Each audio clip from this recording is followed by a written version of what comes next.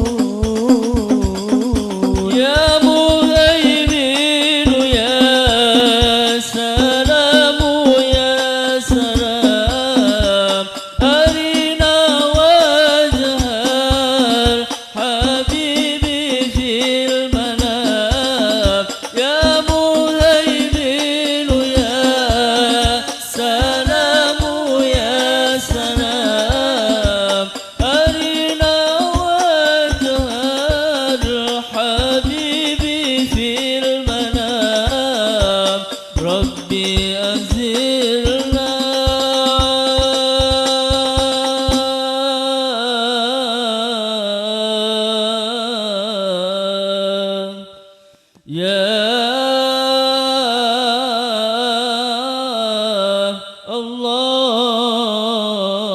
الله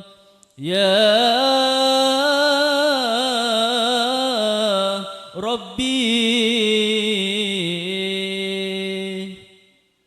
ربي أنزلنا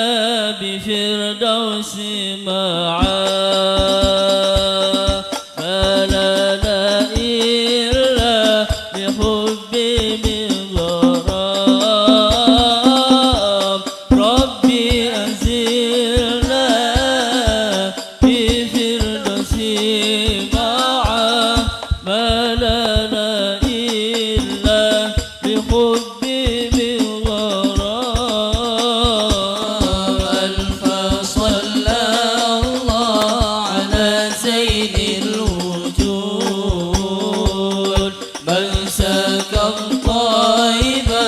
وخيا في زارون ألف صلى الله على زين الوجود من سكن طيبا وخيا في زارون ربنا ارزقنا وحسنا بالختام ربنا ارزقنا اتباعا بالحبيب ربنا ارزقنا اتباعا بالحبيب ربنا ارزقنا وحسنا بالختام ربنا ارزقنا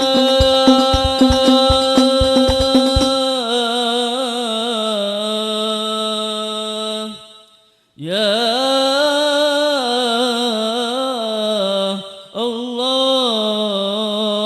الله يا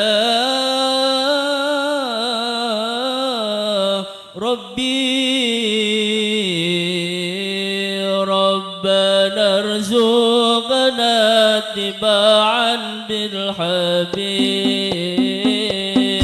ربنا ارزقنا وحسنا بالختام ربنا ارزقنا اتباعا بالحبيب ربنا ارزقنا وحسنا بالختام